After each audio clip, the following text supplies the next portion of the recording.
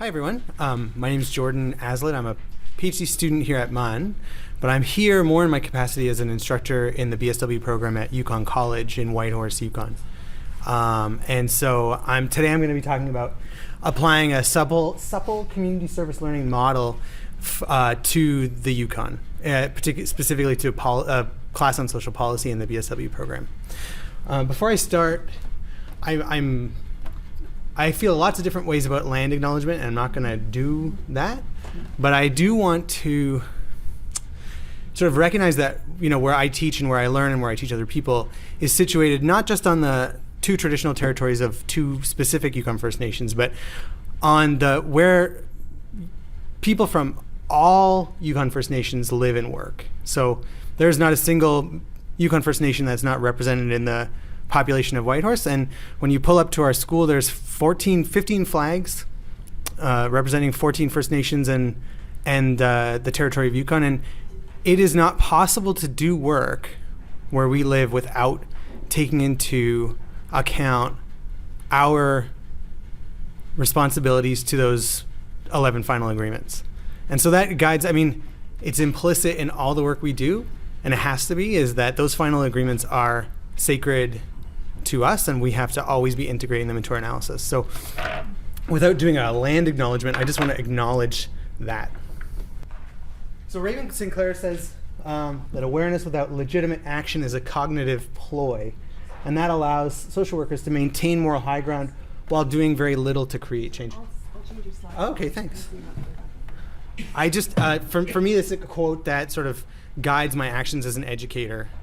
Even though I'm teaching, primarily I teach policy and research, which don't get a lot of action when it comes to application.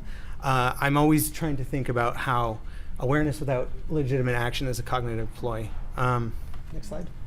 So what was the rationale for just using service learning, period, in social work education? Field education addresses the disconnect between classroom learning and contextualized learning in workplaces. And that's always been the traditional rationale for social work field placements.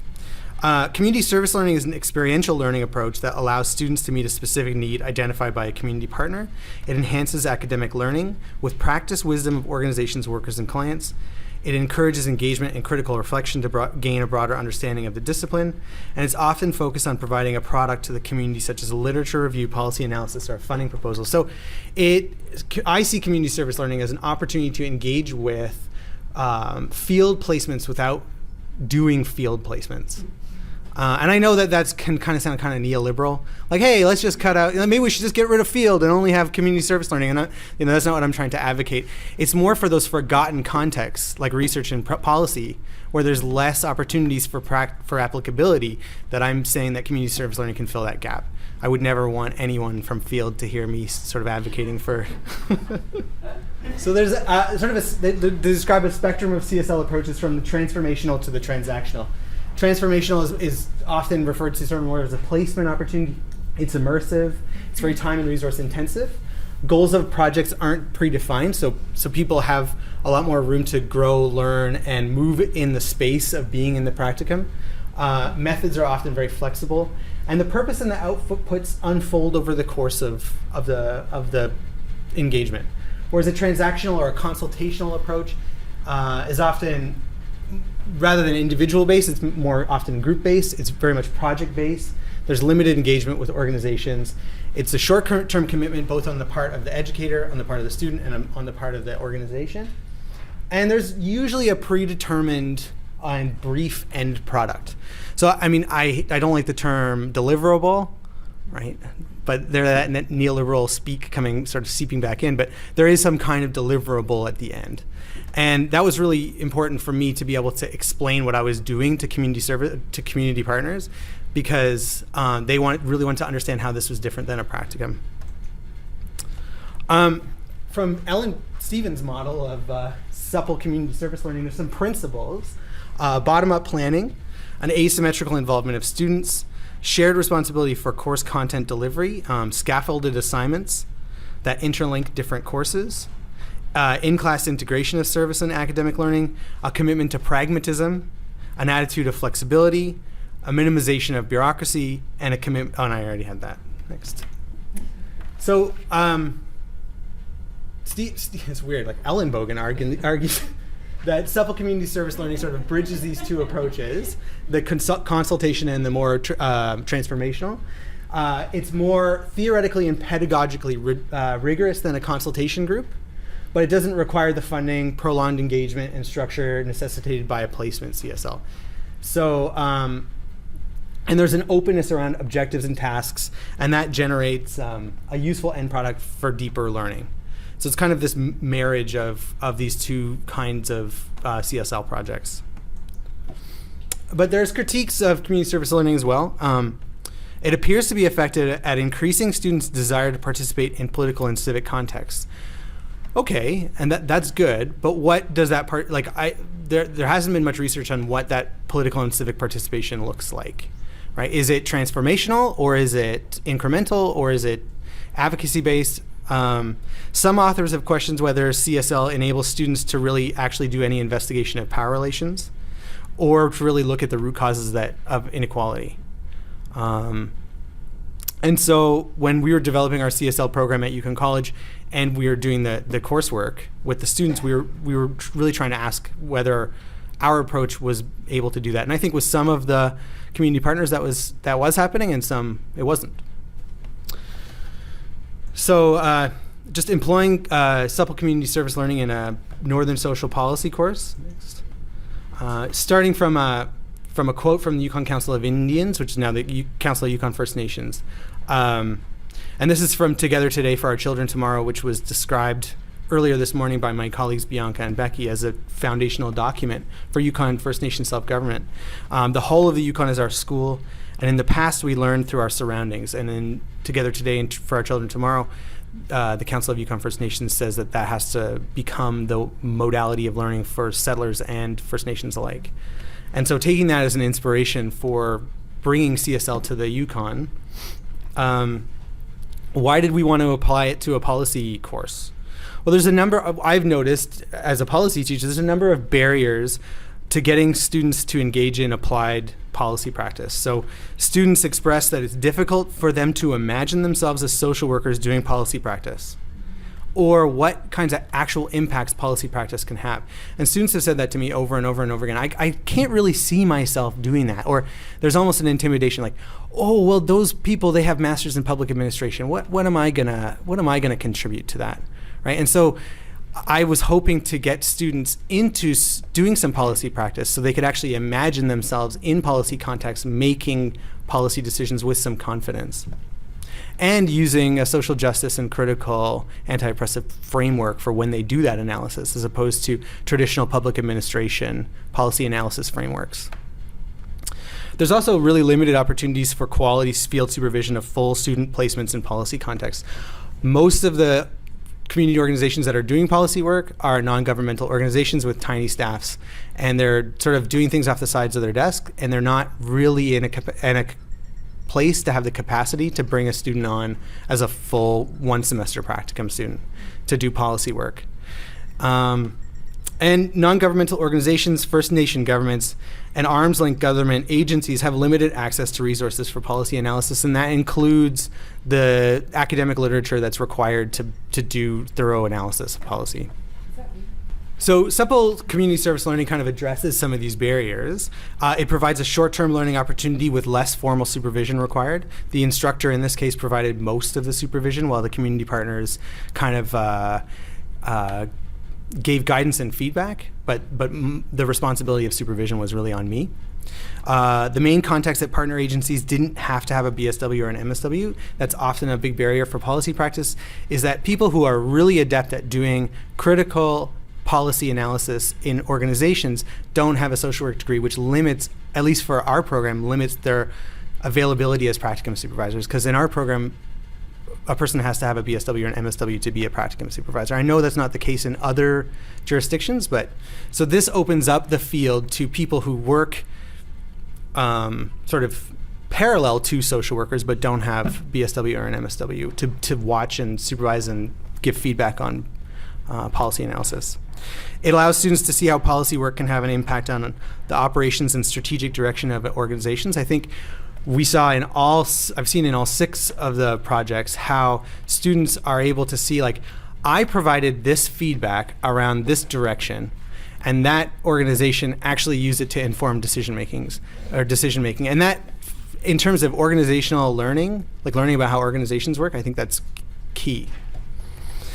And it provides organizations that don't have a lot of resources to engage in policy analysis that has a tangible benefit. So what do we need to do to adapt the Supple community service learning model to the Yukon? Well, as I said, we always are foregrounding the rights and responsibilities of Yukon First Nations as set out in their final agreements. And that means not being able to engage in policy analysis unless there is a specific lens of how does this policy impact Yukon First Nations, and how is it complicated by self-government? Not complicated in a bad way, but just complicated. So we chose for every project, all the students had to integrate Morissette's Indigenous ideological framework for policy analysis into their reviews. Bianca and Becky foregrounded that policy analysis process, Morissette's process, but every group had to actually use it at some point. They had to review each organization's history of colonialism and relationship with Indigenous communities and organizations in the territory. So if you were going to be working with the Women's Directorate, you were asked to assess that organization's history with Yukon First Nations, either positive or negative or neither. Consider how policy and responses would interact with the rights and drawn down responsibilities of self-governing Yukon First Nations. As you heard this morning, regulation of social work is going to impact the self-government of Yukon First Nations. And there are rights and responsibilities under those final agreements that are going to interact with whatever policy direction the government decides to take in regulation. And so there has to always be an assessment of like, okay, and what does this mean for Yukon First Nations rights and responsibilities under self-government?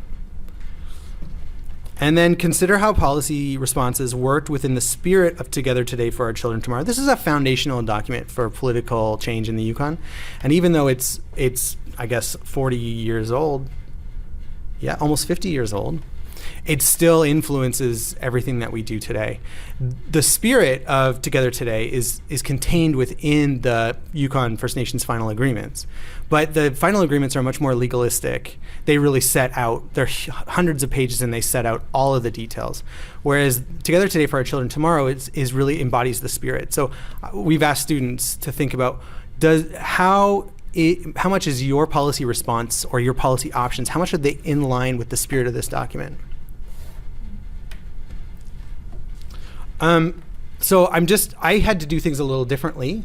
The project was not as student directed as many of Stephen's students' projects were. So this is a chart just sort of that shows how much I could integrate some of the features of Supple Community Service Learning into the project. Bottom-up planning was very low. I did not integrate that very much. The remote and rural context really necessitated me orchestrating aspects of the planning process to maintain relationships. Relationships in our home are fragile. Relationships with service agencies are fragile, and relationships between practitioners are fragile. And so I decided, and maybe this was a top-down decision that I shouldn't have made on my own, but I decided that those relationships needed to be protected and that I needed to be the first person to engage with community service organizations about participating in the group. The shared responsibility for course content and delivery was very high. Presentations about the assignment made up actually about half of the course content, and students were assigning their colleagues relevant readings, and students gave feedback on practice runs of the policy briefs that they performed, and that was sort of like a group scale up. Scaffolding assignments that interlink courses actually proved to be really difficult in our context because our policy and research courses you can enter in at any stage in your BSW. So we have often first-year students who are very overwhelmed, sort of working in groups with fourth-year students who are very confident and competent. And so it's really hard to do a lot of scaffolding especially with other courses as well. And that's primarily because we just have such a small program. We only offer certain courses at certain times. And then I felt that it was a fairly moderate sort of pragmatism. The community partners determine the policy issue and the lens ahead of time, and the final product of the analysis might not be immediately useful to the organization, but it did prove useful in all 6 cases. We also did a literature review before we started the course to look at what recommendations there were for employing community service learning in Indigenous contexts. So we have we developed some recommendations for all the different people who are engaging in Supple community service learning when you're working with Indigenous organizations, Indigenous workers, or Indigenous First Nations governments. And that's like learning about the history, the historic relations between the community partner and Indigenous people, engaging with Indigenous community partner representatives. Often the person at the front of the organization is not Indigenous, but if you push them, sort of shunt them to the side a little bit, you'll find, oh, there's actually five First Nations people who work here that might have something to say. So it's kind of like sometimes getting rid of that figurehead, that settler figurehead, and finding the First Nations people who are actually working at the organization to talk to. Engage with youth and elders whenever possible. That's always a message we get from elders whenever we're doing any kind of work. Being conscious of our obligations to treaties and final agreements. For students, it's really important you consider the consequences of your product on Indigenous communities, that you're integrating relevant treaties, and that you're reflecting how you're implicated in structures of whiteness and colonialism. For faculty, be open. This is an important one. Be open to partners who have a reputation for challenging the status quo or being difficult. It's so easy to just be like, I work with that person really well. I work with that person really well. I know that person. It's really easy to work with.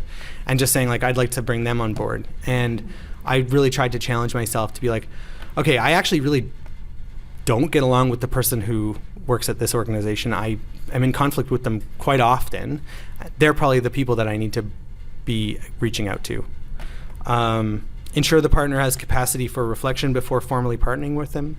So if you're partnering with a settler agency or a non-Indigenous organization, does that organization have the capacity to like do at least the smallest bit of self-reflection on their own on how they're implicated in settler colonialism?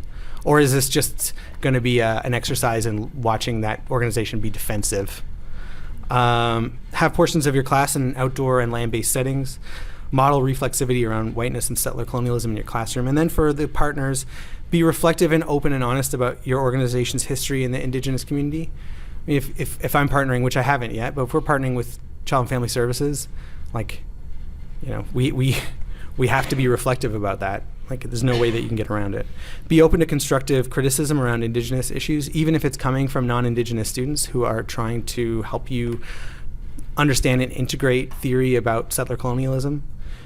Be aware that students come from Indigenous backgrounds and may have complex histories with issue in the agency, and that's critical. Like, a lot of our agencies, our students have negative histories with. They've been treated very poorly by, or they've had involvement with that was unwanted and unlooked for.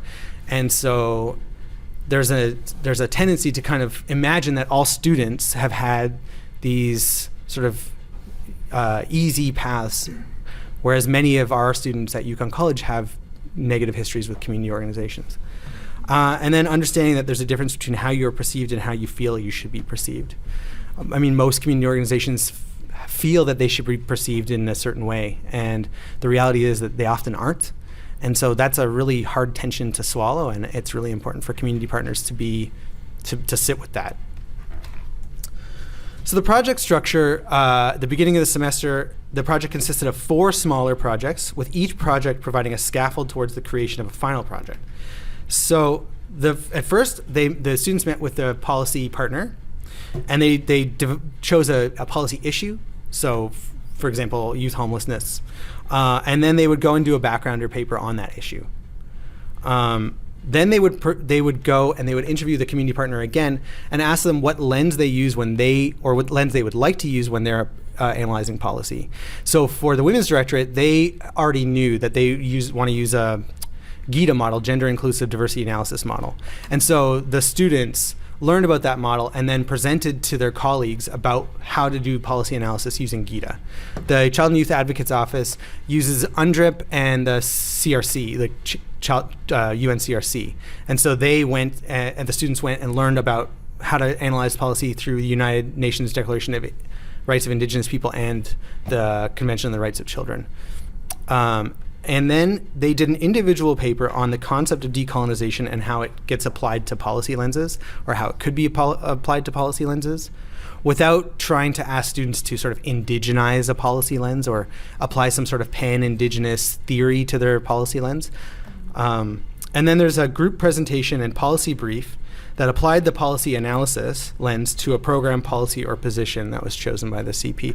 So the students then went and analyzed a policy or a policy field and reported back to the community partner on some policy options that they might have in terms of pursuit, that they might want to go and pursue. And so I sort of teased out 6 themes when it comes to the implications of using Supple community service learning in Yukon and other, I think might apply to other rural and remote contexts.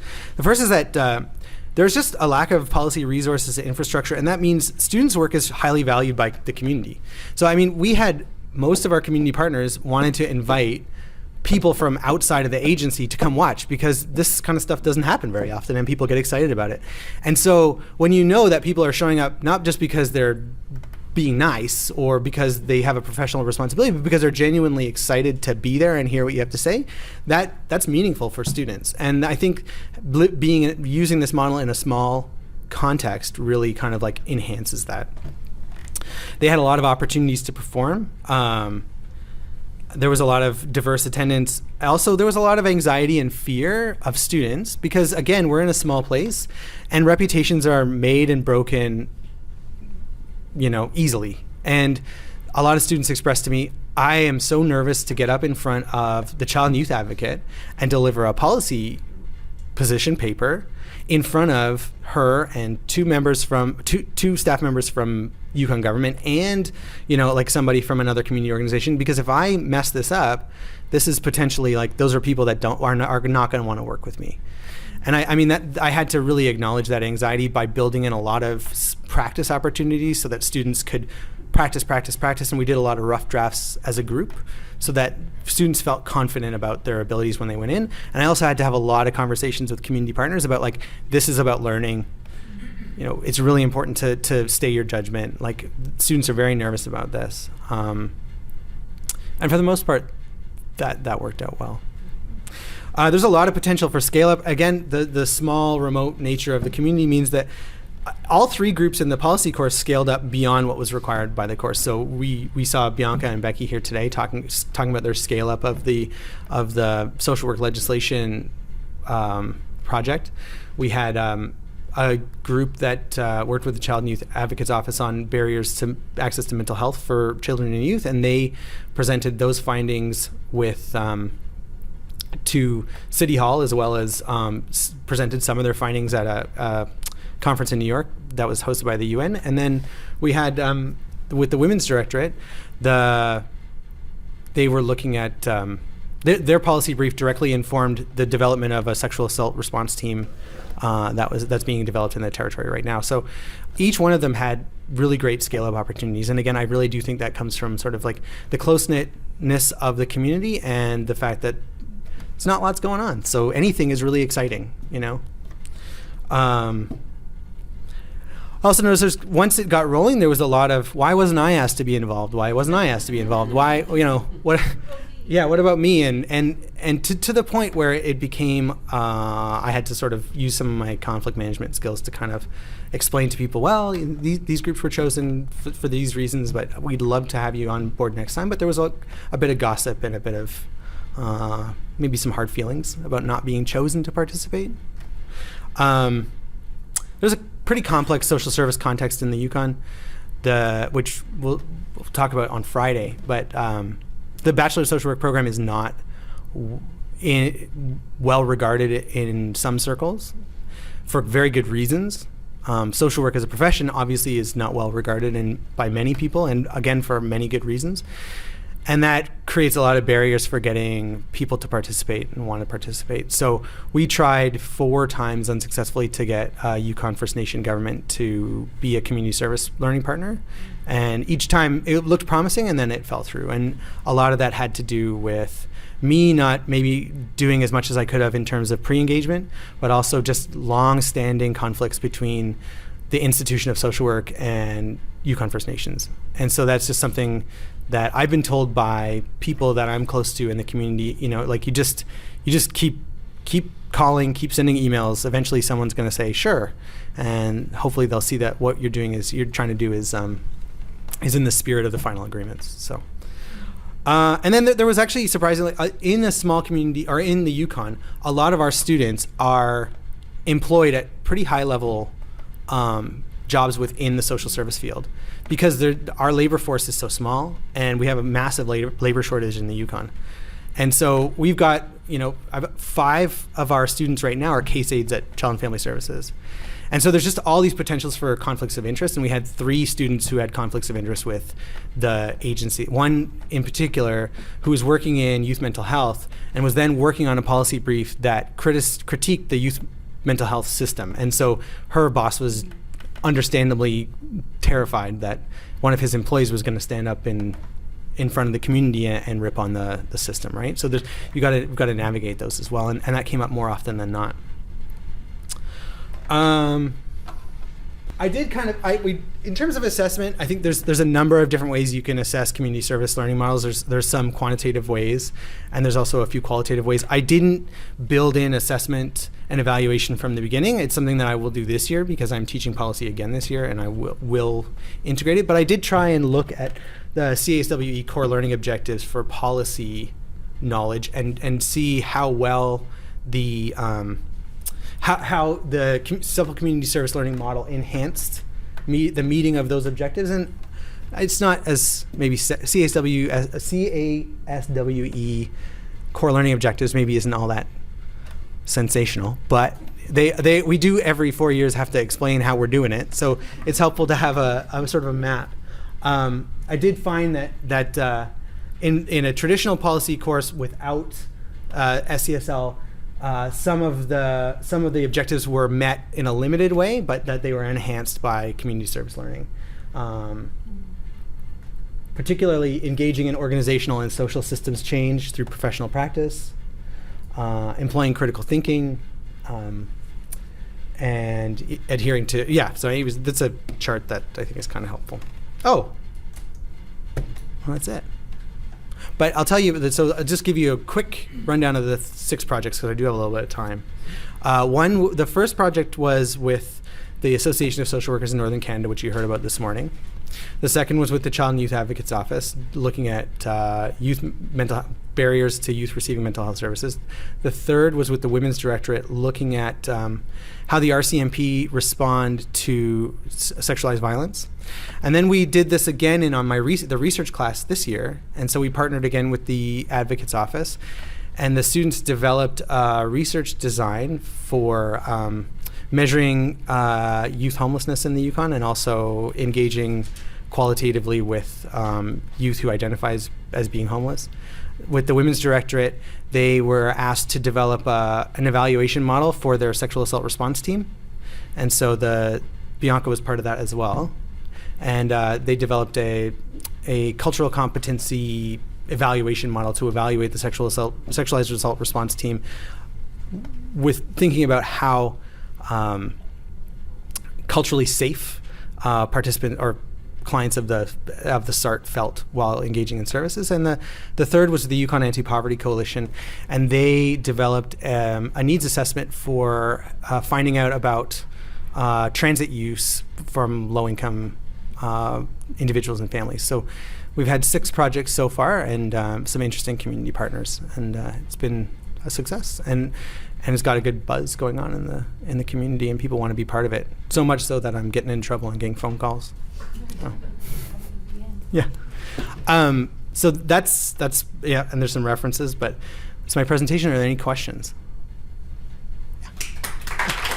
Thanks. I'll just 1 and then 2, or I'll go 1 and then 2. Okay. So I just wanted to mention about the bottom up versus top down approach versus why there would be what consideration there was for circular leadership that more encompasses First Nation protocol and values. Sorry, can you ask me that question again? So I'm just wondering, I'm curious about the top down or the bottom up approach. Yeah.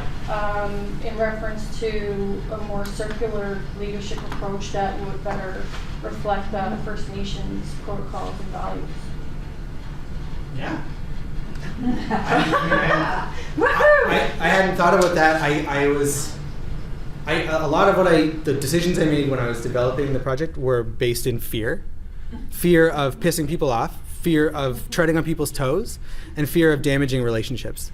And so a lot of the decisions I made about control we all know, we're all social workers, right? A lot of the decisions I made about wanting to be in control were based in fear. And I think now that I'm more comfortable in the model, that would be absolutely something I would look at, and I would like to engage with CYFN, Council of Yukon First Nations, to talk about what their planning and implementation model that they prefer to use is, so that I could try and integrate that to some degree in our planning processes. So that's a good point. Thank you. Yeah. This may sound like a silly question, but it's really practical. Because I'm thinking about class size and the time that students have. It's like this is like a deep dive into working with a community partner. And I'm trying this out in a research class, like a sort of similar model last summer. It was like the students looked at me like I was crazy for even suggesting that this was partnering with an organization, spending this much time talking to an organization, right, and the back and forth. And so how did you get that level of engagement? How many students were in the class? How much time did they spend on this? And, all of their time. Yeah. Worth it, I guess. But yeah, I guess the thing about they didn't really have a choice, so no. It was a lot of especially the first iteration was a lot of trying to tell students I have no idea if this is going to work. I'm really I don't know. So please just bear with me, and I promise that I won't penalize you if things don't go well, because I know that I've been on the other side of the classroom, and I've seen instructors kind of confused and not sure and not really sure what they want.